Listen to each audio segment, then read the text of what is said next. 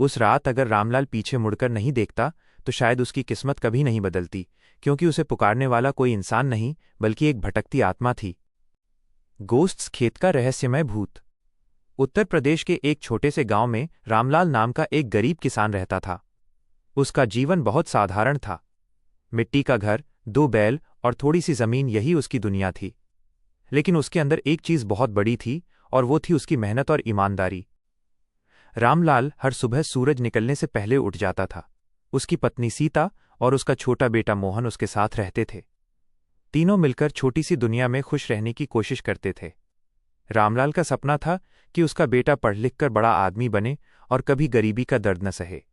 गांव के किनारे एक पुराना बाग था जो कई सालों से सुनसान पड़ा था। उस बाग के बारे में गांव में अजीब बातें मशहूर थीं। लोग कहते थे कि वहां एक जमींदार की आत्मा भटकती है। रात के समय वहां से कभी रोने की आवाज आती थी तो कभी किसी के पुकारने की। गांव के बुजुर्ग हमेशा चेतावनी देते थे कि शाम के बाद उस बाग के पास मत जाना। लेकिन रामलाल इन बातों पर विश्वास नहीं करता था। वो हमेशा कहता था कि डर इंसान के मन में होता है, असलियत में कुछ नहीं होता। एक दिन फसल का समय था और काम बहुत ज्यादा था। रामलाल खेत में काम करते करते देर कर बैठा। जब उसने आसमान की तरफ देखा तो सूरज डूब चुका था और चारों तरफ अंधेरा फैल चुका था।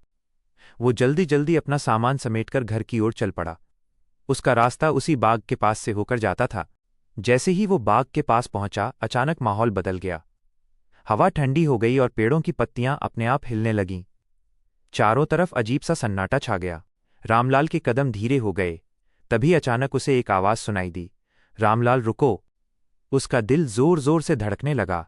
उसने पीछे मुड़कर देखा, लेकिन वहां कोई नहीं था। वो तेज कदमों से आगे बढ़ने लगा, लेकिन फिर वही आवाज आई, रामलाल रुको।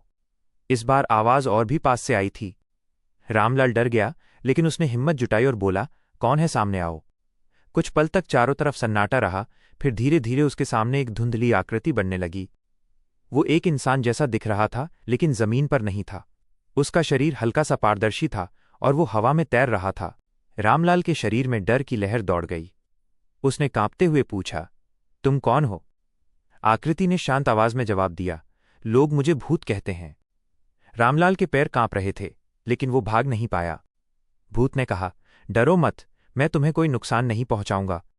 धीरे धीरे रामलाल का डर थोड़ा कम हुआ।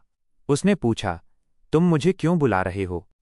भूत ने कहा, मेरा नाम वीरेंद्र सिंह है, मैं इस बाग का मालिक था। मैं बहुत अमीर था, लेकिन बहुत लालची भी था। मैंने गरीब लोगों से उनकी जमीन छीनी, उन्हें सताया और उनकी बद्दुआएं लीं। फिर एक दिन मेरी अचानक मौत हो गई, लेकिन मेरे पाप इतने ज्यादा थे कि मुझे शांति नहीं मिली और मैं यहां भटकता रह गया। रामलाल ध्यान से सब सुन रहा था। भूत ने कहा, मुझे मुक्ति चाहिए और वो सिर्फ एक सच्चा और ईमानदार इंसान ही दे सकता है। रामलाल ने पूछा, मैं क्या कर सकता हूं?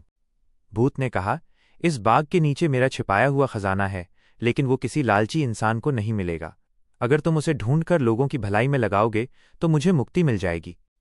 रामलाल के मन में थोड़ी देर के लिए लालच आया, लेकिन फिर उसने अपने दिल की सुनी और कहा, ठीक है, मैं कोशिश करूंगा। अगले दिन सुबह रामलाल बाग में पहुंचा और खुदाई शुरू कर दी। वो लगातार मेहनत करता रहा।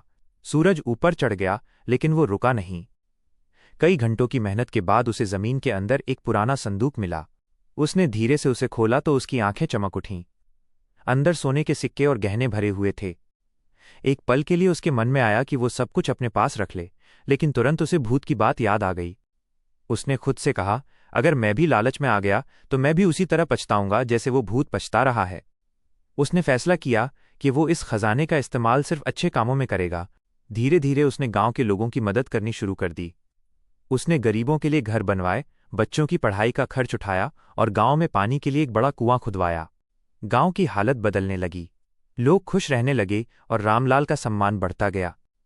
एक रात फिर वही ठंडी हवा चली और भूत उसके सामने प्रकट हुआ, लेकिन इस बार उसका चेहरा शांत था। भूत ने कहा, रामलाल, तुमने बहुत बड़ा काम किया है। तुमने मेरे पापों का बोझ हल्का कर दिया है। रामलाल ने मुस्कुराकर कहा, मैंने सिर्फ इंसानियत निभाई है। भूत ने कहा, अब मुझे मुक्ति मिल रही है। इतना कहकर वो धीरे धीरे गायब हो गया और फिर कभी दिखाई नहीं दिया। उस दिन के बाद उस बाग में कभी कोई आवाज नहीं आई। रामलाल पहले की तरह मेहनत करता रहा, लेकिन अब वो पूरे गांव के लिए एक मिसाल बन चुका था। आज भी लोग कहते हैं कि अगर उस रात रामलाल डरकर भाग जाता तो एक आत्मा हमेशा के लिए भटकती रहती। अगर आपको ऐसी ही डरावनी और मज़ेदार कहानियां पसंद हैं तो अभी हमारे चैनल जितेंद्र 47 को फॉलो और सब्सक्राइब ज़रूर करें। यहाँ आपको रोज़ नई कहानियां और एंटरटेनमेंट मिलेगा।